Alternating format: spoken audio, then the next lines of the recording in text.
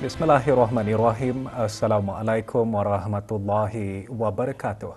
Bersua dalam berita perdana malam ini, saya Ahmad Nur Irsyaduddin Hasrom dan saya Dayangku Kamaliah Pengiran Haji Kamarudin. Berita-berita utama malam ini.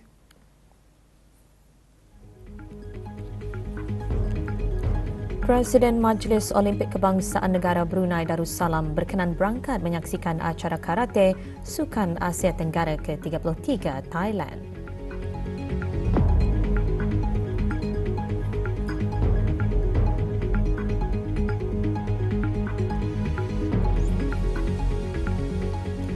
Program Hibiscus Leap memperkasa perniagaan tempatan dengan pemberian geran pembangunan.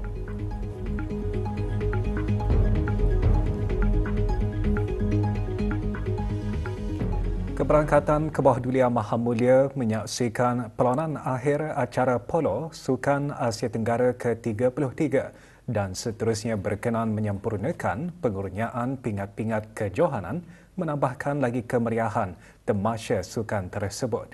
Pasukan polo negara yang disertai oleh Paduka Anak dan Baginda meraih pingat perak. Sorotan keberangkatan menyaksikan perlawanan akhir polo mengimbas kembali detik-detik bermakna keberangkatan baginda yang menjadi pembangkit kepada amalan gaya hidup sihat melalui sukan.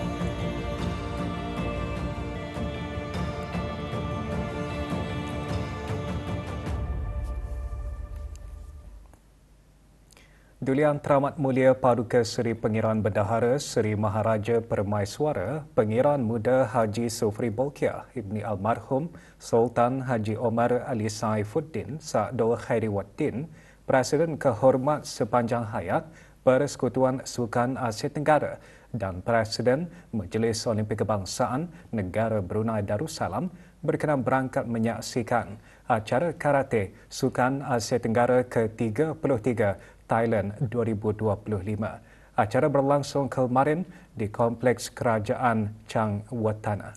Atlet karate negara lelaki dan wanita turun beraksi bagi kategori kata berpasukan lelaki dan wanita. Pada perlawanan penentuan pingat gangsa bagi kategori kata berpasukan lelaki, atlet negara gandingan Farhin Idlan Muhammad Syamrin, Muhammad Harith Dahlan dan awangku Ahmad Munib Aiman Pengiran Haji Muhammad Hasimuddin tewas kepada atlet Vietnam. Pingat emas dimenangi oleh tuan rumah Thailand, perak diraih oleh Malaysia sambil Vietnam dan Filipina berkongsi pingat gangsa.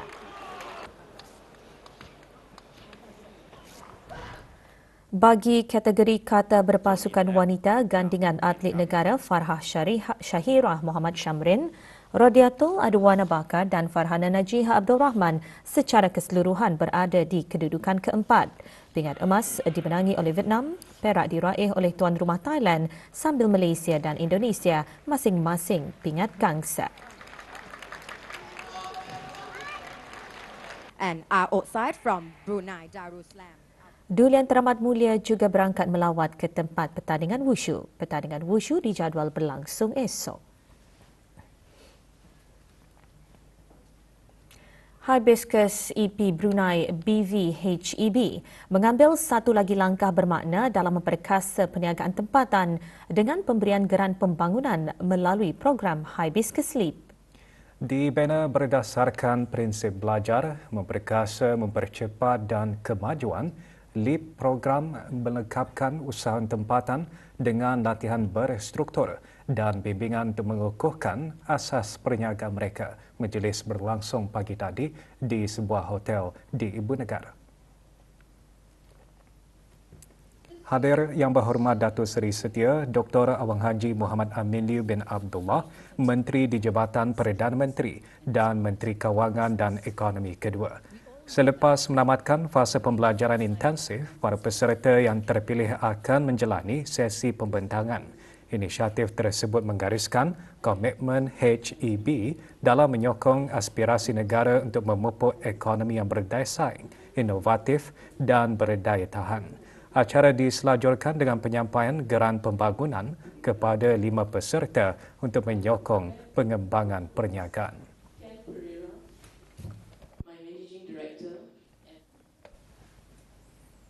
Program Ketempurung Bisai edisi Borneo Bike Gathering kini berlangsung di sekitar Pekan Bagar. Program anjuran Majlis-Majlis Perundingan Mukim dan Kampung Daerah Tempurung dan Persatuan-Persatuan Motosikal Negara Brunei Darussalam dengan sokongan Jabatan Daerah Tempurung dan Jabatan Penjara adalah bersempena musim cuti persekolahan dan Pesta Disember Brunei. Majlis pelancarannya diadakan petang tadi di Ruang Legar Bangunan Kompleks Utama Bumi Putra Pekan Bangar, Daerah Tempurung.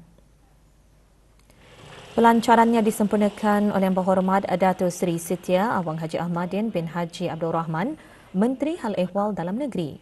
Juga diadakan aktiviti jualan dan pameran. Antara objektif program untuk menarik pengunjung dari dalam dan luar negara dan juga peminat-peminat motosikal ke daerah Tempurung semasa musim cuti persekolahan.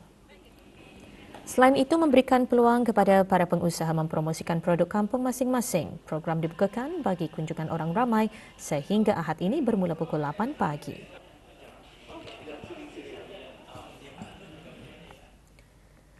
Dalam Islam, membaca akan melahirkan hamba yang tunduk, bukan manusia yang sombong. Ikuti bahan beritanya selepas ini bersama dengan bahan berita lainnya.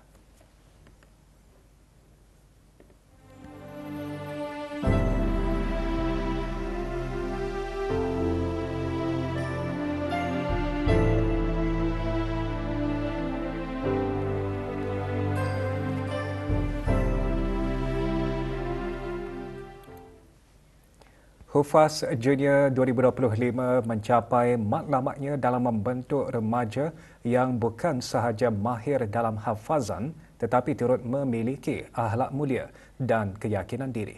Program Hufaz Junior 2025 Anjuran Al-Hufaz Management yang berlangsung selama 4 hari berakhir petang tadi di Pusat Dakwah Islamiyah. Penyampaian sijil disempurnakan oleh Awang Haji Ahmad Abdul Salam bin Haji Abdul Rahman, pemangku pengarah Pusat Dakwah Islamiyah. 30 peserta berumur antara 10 hingga 15 tahun menyertai program tersebut. Program menggabungkan elemen rohani dan fizikal bagi memastikan para peserta mendapat pengalaman pembelajaran yang seimbang, menyeronokkan dan memberi kesan jangka panjang kepada perkembangan mereka sebagai generasi celik Al-Quran.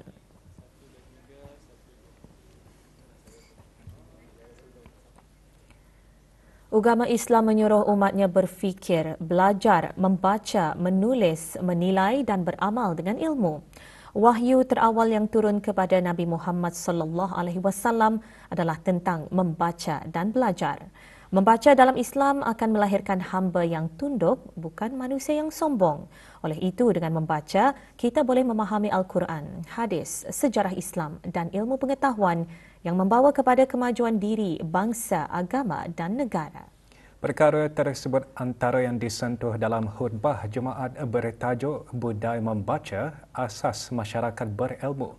Khutbah juga menggariskan dengan membaca juga membolehkan seseorang insan itu menyebarluaskan ilmu kefahaman melalui penulisan. Jamaah yang dirahmati Allah, sememangnya membaca dan menulis sangat berkait rapat antara satu sama lain. Jika tidak pandai membaca, maka tidak akan pandai menulis. Membaca itu menjauhkan diri daripada kejahilan dan dapat melatih minda kita berfikir positif, terbuka dan matang, membentuk akhlak mulia, berkepribadian terpuji dan membina jati diri yang diridai oleh Allah Subhanahu wa taala.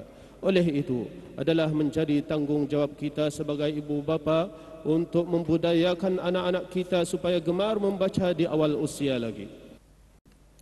Kedai kampung di Pekan Bangar, daerah Temburong melakar peranan baharu sebagai pusat interaksi sosial dan penjanaan rezeki sejak berpindah ke lokasi strategik September lalu. Dengan pengubahsuaian dan penyediaan 230 petak jualan, pemindahan ke lokasi baharu ini berjaya meningkatkan semula kunjungan orang ramai. Perubahan fokus jualan kebermakanan, minuman dan kuih muih terbukti berjaya menarik ramai pengunjung terutamanya pada waktu pagi. Justru usaha berterusan dilakukan untuk memastikan kedai ini terus menjadi pusat perhubungan dan lokasi niaga strategik buat masyarakat setempat. Jadi harapan saya itu supaya kita ini sebagai anak tempatan itu memanglah kita ni berniaga ni ada masanya untung, ada masanya rugi. Mungkin hari ini kita kurang sedikit untung, mungkin 2-3 minggu kita ni akan untung. Jadi apa yang harapan saya, jangan mudah mengalah diri. Inisiatif BIM iaitu program seni BIM yang dilaksanakan oleh sebuah organisasi bukan berasaskan keuntungan telah berupaya membantu golongan kurang upaya menjana pendapatan sendiri melalui penghasilan karya dan produk seni. Ingin mengetahui lebih lanjut mengenainya, Zulfadli Haji Kasim ada laporannya.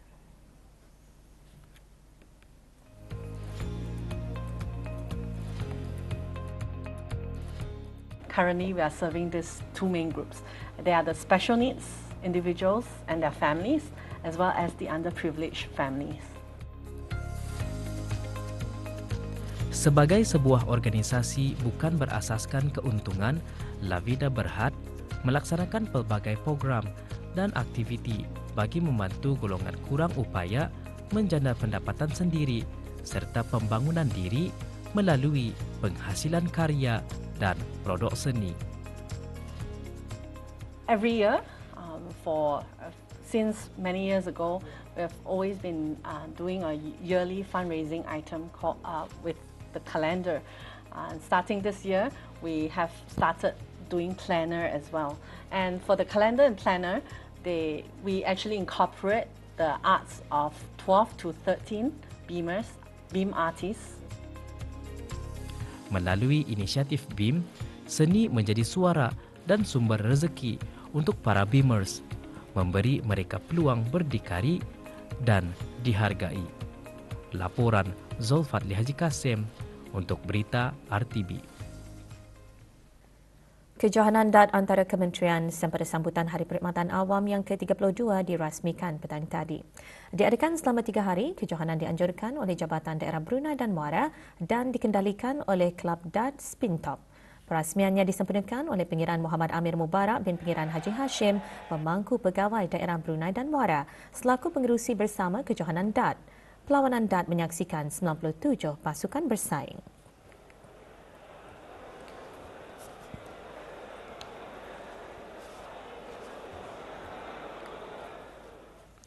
Rombongan keempat dan terakhir kontingen negara Brunei Darussalam ke Sukan Asia Tenggara Sukan C ke-33 di Bangkok, Thailand berlepas meninggalkan negara pagi tadi.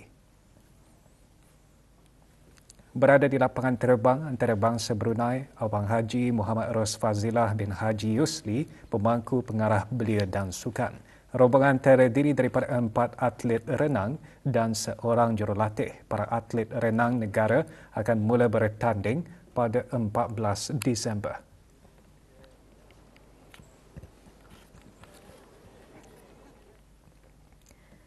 Pasukan sepak takraw negara turun beraksi bagi acara regu berpasukan peringkat kumpulan B menentang Indonesia. Perlawanan berlangsung di Nakhon Pathom Gymnasium Stadium. Perlawanan pertama regu negara kalah dengan kiraan 6-15, 7-15. Pada perlawanan kedua, regu negara memberikan saingan namun nasib tidak menyebelahi regu negara apabila kalah menerusi 3 set dengan kiraan 4-15, 15-12, 7-15. Pada perlawanan ke-30 menyaksikan regu negara menang menerusi 3 set dengan kiraan 8-15, 17-16 dan 15-12. Perlawanan berkesudahan kemenangan berpihak kepada Indonesia dengan kiraan 2-1. Perlawanan regu negara Brunei Darussalam seterusnya menentang tuan rumah Thailand esok bagi aksi saingan peringkat kumpulan B.